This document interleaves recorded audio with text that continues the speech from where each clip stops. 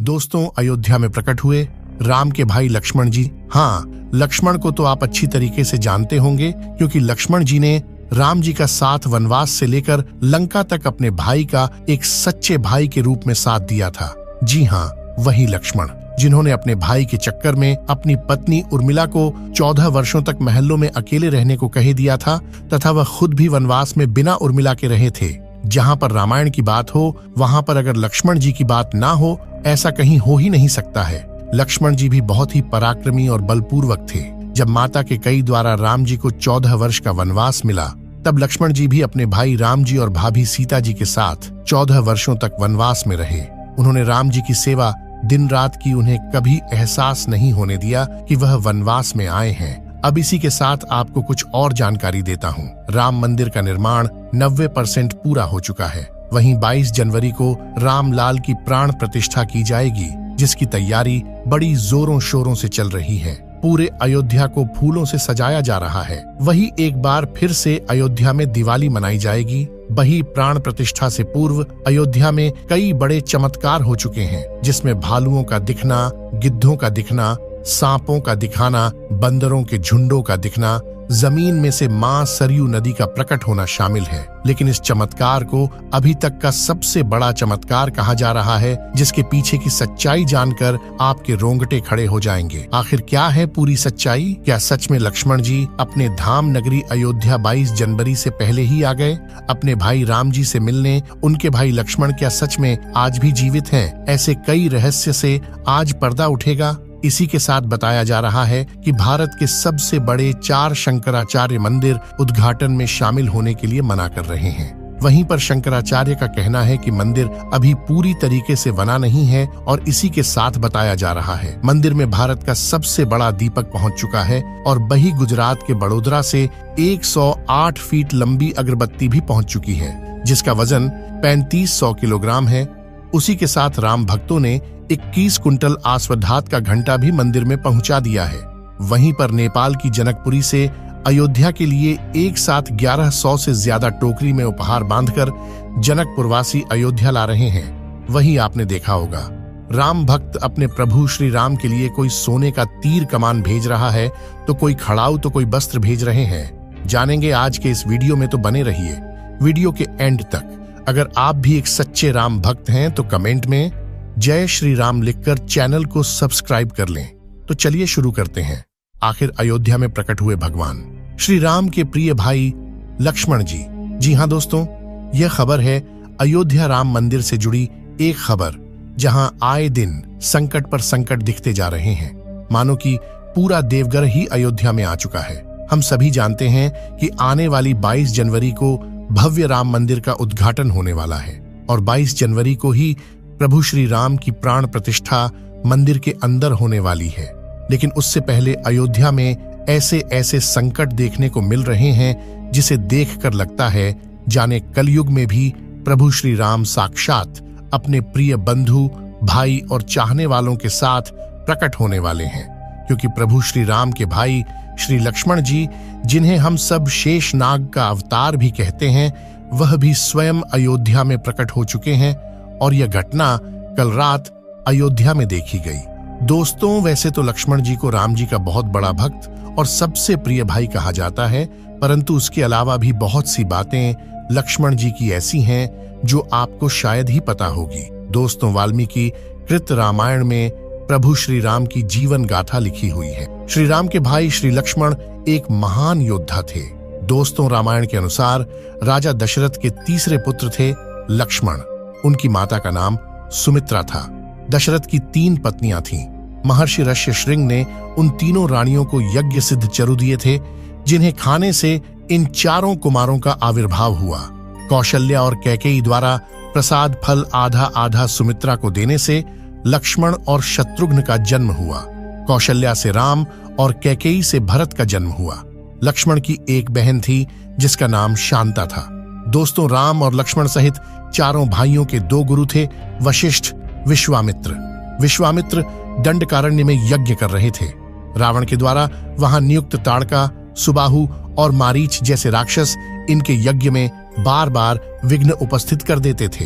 विश्वामित्र अपनी यज्ञ रक्षा के लिए श्री राम लक्ष्मण को महाराज दशरथ से मांग कर ले आए। दोनों भाइयों ने मिलकर राक्षसों का वध किया और विश्वामित्र के यज्ञ की रक्षा हुई। विश्वामित्र ने ही राम को अपनी विद्याएं प्रदान की और उनका मिथिला में सीता से विवाह संपन्न कराया।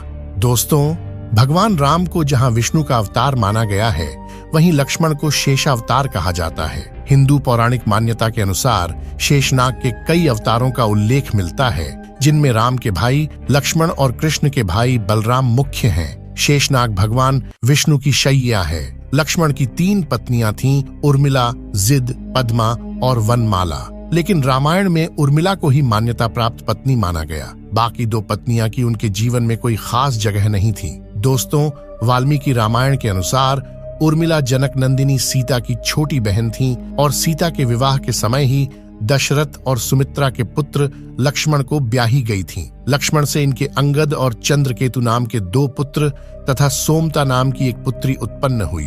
अंगद ने अंगदपुरी तथा चंद्रकेतु ने चंद्रकांतापुरी की स्थापना की थी। लक्ष्मण को वनवास नहीं हुआ था, लेकिन वे प्रभु श्री राम से बहुत प्रेम करते थे, इसलिए वे भी राम के साथ वनवास में चले गए।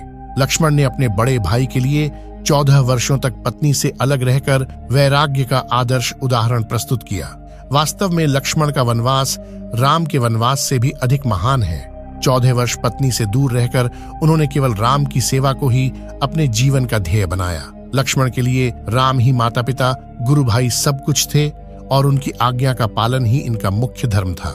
वे उनके साथ सदा छाया की तरह रहते थे। भगवान श्री राम के प्रति किसी के भी अपमान सूचक शब्द को ये कभी बर्दाश्त नहीं करते थे। दोस्तों, वन में रहते हुए लक्ष्मण ने कई राक्षसों का वध किया था। साथ ही उन्होंने रावण की बहन शूर्पणखा की नाक काट दी थी। कहते हैं कि लक्ष्मण 14 वर्ष के वनवास के दौरान ब्रह्मचारी रहे, अनाचार रहे और कभी सोए नहीं थे। साथ ही उन्होंने इस दौरान माता सीता के चरणों के अलावा कभी भी उनका मुख नहीं देखा था। लक्ष्मण रेखा का किस्सा रामायण कथा का महत्वपूर्ण और प्रसिद्ध प्रसंग है। यहीं से वनवासी राम और लक्ष्मण की जिंदगी बदल जाती है। रामायण के अनुसार वनवास के समय सीता के आग्रह के कारण भगवान राम मायावी स्वर्ण मृग हिरण के आंखें हेतु उसके पीछे चले जाते हैं। थोड़ी देर में सहायता के लिए राम की पुकार सुनाई देती है तो सीता माता व्याकुल हो जाती है। वे लक्ष्मण से उनके पास जाने को कहती हैं, लेकिन लक्ष्मण बहुत समझाते हैं कि यह किसी मायावी की आवाज है, राम की नहीं। लेकिन सीता माता नहीं मानती हैं। तब विवश होकर जाते हुए लक्ष्मण ने कुटी के चारों ओर एक रेखा खींच दी और सीता माता से कहा कि आप किसी भी दशा में इस रेखा से बाहर न आना दोस्तों। लेकिन तपस्वी के वेश में आए रावण के झांसे में आकर सीता ने लक्ष्मण की खींची हुई रेखा से बाहर पैर रखा ही था कि रावण उनका अपहरण कर ले गया। उस रेखा से भीतर रावण सीता का कुछ नहीं बिगाड़ सकता था। तभी से आज तक लक्ष्मण रेखा नामक उक्ति इस आशय से प्रयुक्त होती है कि किसी भी मामले में निश्चित हद को पार नहीं करना है चाहिए, वरना नुकसान उठाना पड़ता है। लक्ष्मण ने ही मेघनाद का वध किया था। राम रावण युद्ध के समय मेघनाद के तीर से लक्ष्मण मूर्छित होकर गिर पड़े।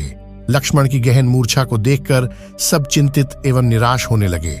विभीषण ने सबको सांत्वना दी। सभी ने संजीवनी बूटी की खोज में हनुमान जी को भेजा और हनुमान जी संजीवनी का पहाड़ ही उठा लाए। दोस्तों, पुनः युद्ध करते समय रावण ने लक्ष्मण पर शक्ति का प्रहार किया। लक्ष्मण मूर्छित हो गए। लक्ष्मण की ऐसी दशा देखकर राम विलाप करने लगे। सुषेण ने कहा, लक्ष्मण के मुंह पर मृत्यु चिन्ह नहीं है, अतः आप निश्चिंत रहिए। दोस्तों, मान्यता है कि लखनऊ शहर लक्ष्मण ने बसाया था।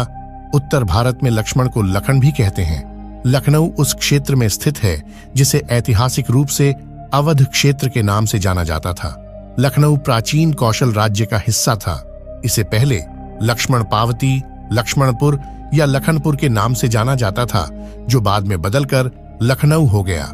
यहाँ से अयोध्या मात्र 80 मील दूरी पर स्थित है।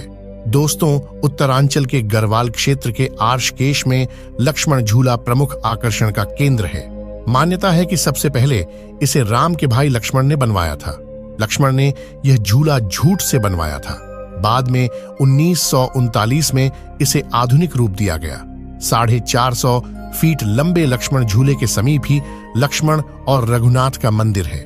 दोस्तों, लक्ष्मण के देश भर में बहुत सारे मंदिर हैं। एक मंदिर हेमकुंड झील के तट पर है, जिसे लोकपाल मंदिर के नाम से भी जाना जाता है।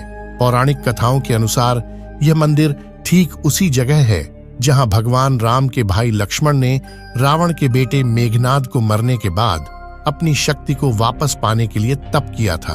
भारत के सबसे प्राचीन ईंटों से बने मंदिरों में से एक छत्तीसगढ़ में लक्ष्मण मंदिर महानदी के किनारे खड़ा है। दक्षिण कौशल की राजधानी श्रीपुर अंतर्राष्ट्रीय ख्याति प्राप्त पुरातत्व स्थलों में एक है। यहाँ कभी 10,000 भिक्षु भी रहा करते थे। इस तरह लक्ष्मण के कई प्राचीन मंदिर हैं।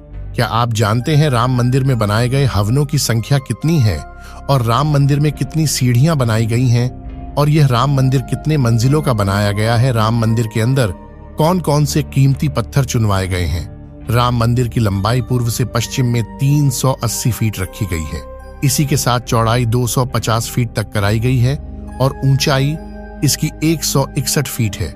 राम मंदिर कुल 3 मंजिलों का है, जिसमें प्रत्येक मंजिल की ऊंचाई 20 फीट है और इस मंदिर में कुल 392 खंबे हैं तथा 44 द्वार बनाए गए हैं। इसी के साथ ये बताया जा रहा है कि अयोध्या में 2 मंडप में 9 हवन कुंड बनाए गए हैं। इसी के साथ यहाँ 121 पुजारी हवन कुंड की पूजा करेंगे। बात करते मंदिर के उद्घाटन में कौन कौन महान हस्तियां पहुंचेगी। देश से नहीं बल्कि विदेश में भी राम मंदिर की चर्चा बड़ी जोरों शोरों से हो रही है। बताया जा रहा है कि भारत की महान हस्तियां 22 जनवरी को जो यहाँ पहुंचेगी, उनका नाम है श्री नरेंद्र मोदी जी, द्रौपदी मुर्मू जी, श्री राजनाथ सिंह जी, अमित शाह जी, श्री योगी आदित्यनाथ, सुश्री ममता बनर्जी। यह महान हस्तियां मंदिर के उद्घाटन में पहुंचेगी। अब बताते हैं भारत के बड़े कथावाचकों के नाम के बारे में, जिसमें से सबसे पहले बात होती है श्री धीरेन्द्र कृष्ण शास्त्री उर्फ बागेश्वर धाम सरकार जी, जया किशोरी जी, श्री अनिरुद्ध आचार्य, महाराज जी देवकी नंदन ठाकुर जी, जगत गुरु रामभद्राचार्य जी। अब बात करते हैं भारत के बॉलीवुड कलाकारों के नाम के बारे में, जिसमें से सबसे पहले नाम आता है अमिताभ बच्चन का। उसके बाद में बताया जा रहा है कि गोविंदा, अक्षय कुमार, अजय देवगन, सनी देओल, महिमा चौधरी, सलमान खान, शाहरुख खान, रणबीर कपूर।